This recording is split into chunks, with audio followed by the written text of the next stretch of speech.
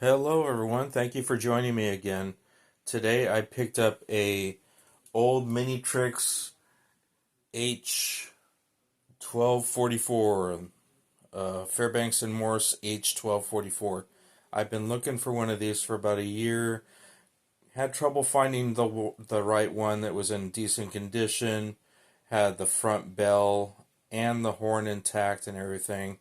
And I was going to settle for something in a road name out of my ballpark, but I lucked out with this eBay find recently. Found it in Santa Fe, and it was originally equipped when I picked it up with old Rapido couplers, and so at the same time I picked up this microtrains conversion kit. It was definitely not a plug and play situation. As you can see on the header card, it's made for multiple makes of Locomotive coupler boxes, and it did take some modification with the Dremel to get the sockets to fit the die-cast pins on the trucks and so on. It took me about, I would say, 5 hours to do the whole coupler conversion on this, testing out height and all that, getting things right, but I finally got done. I was getting fairly frustrated at one point, almost residing to just go in with the Rapidos, but I just kept at it and made it happen. So I'm really excited about this one. I've been wanting one for a long time. I love odd little switchers, and this definitely, I wanted something Fairbanks and Morse. So there you go. And I also spent some time, I spent about an hour giving it a internal cleanup. There was a lot of excessive grease and lube on it. I got it running about 20% better than when I first picked it up. But as you'll see here in a minute, it's not bad for how old it is. You know, it's an old 3-pole motor. They start out kind of rough and stuff, but here, let's just give it a shot. So let's get going and forward. There we go. That's, well, let me give it a little warm-up run around the track here, and then I'll try and get down to slow speed. I'm amazed though how little gear noise there is. There's not a lot of mesh noise. The run's pretty smooth. The pickup is flawless. I'm really happy with the performance on it. Here, let me slow it down here. So yeah, I can get it going. Let me give her a little bit more of the juice here. There we go. Pretty decent, not exactly tie by tie, but decently slow. I'm thinking I could probably pull off some half-ass operations on the angle nook over here, but yeah, it's running really good. I expected a lot rougher when I was in the market for one of these Fairbanks Morse switchers. I was expecting something a lot rougher, something that would not be able to go as slow as this one is. So let's bring her back around here.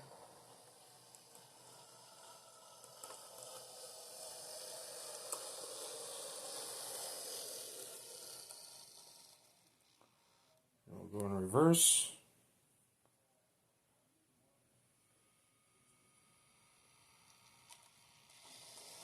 Non-directional lighting, so the headlight lights up. There's no rear headlight.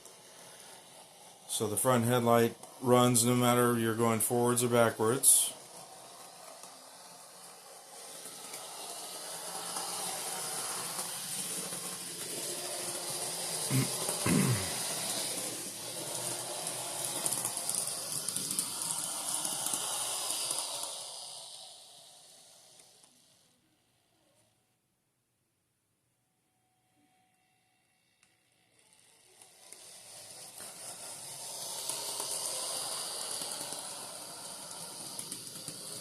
So it does have the huge cookie cutter flanges on it. This is all Kato Unitrack, but as you can see, there's no issues going through the turnouts or anything. I was fearing the large flanges, the oversized flanges, interfering with the frogs or other parts on the turnouts, but no, it's not an issue. So that gives me more confidence in the future to buy some older vintage locomotives that have the large pizza cutter flanges to run on my layouts. So now I know they will run successfully without getting hung up on the turnouts.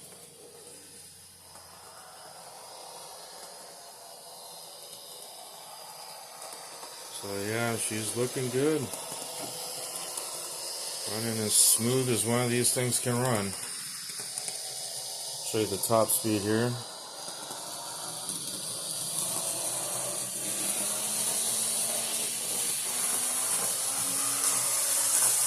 There we go.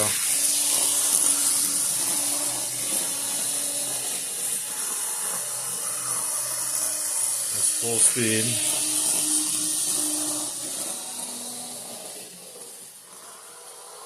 Yeah, came uncoupled.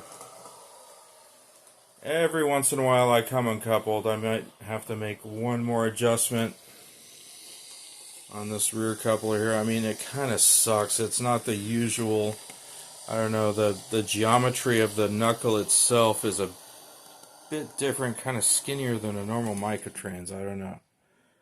But it'll do. It'll do for now. It's the best we can do. So, usually if I back up, I was testing this earlier, I can recouple without the hand of God here. Let's see if it'll do it. I don't know if it'll do it because we're on a slight curve here on the turnout.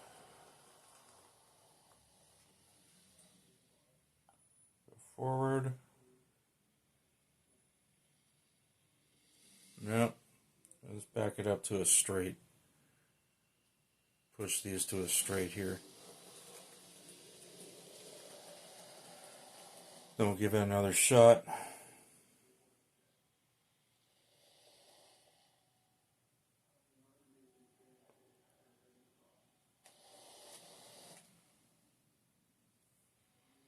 No, pushed it too much.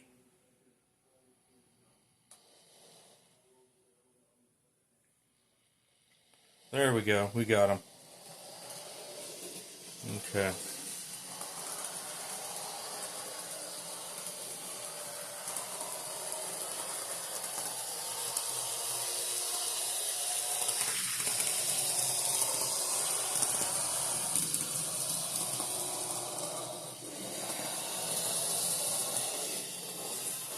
Alright guys, thank you for joining me again for another vintage acquisition. Oh, and another thing, that coupler conversion would not have been possible without one of these magnifiers. Pretty cool little set I picked up for $14 online. Comes with multiple magnification lenses, built-in LED rechargeable light.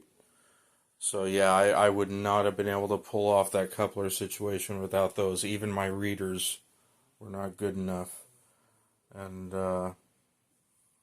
yeah, so that's about it guys. Thanks for watching, and tune in for the next one.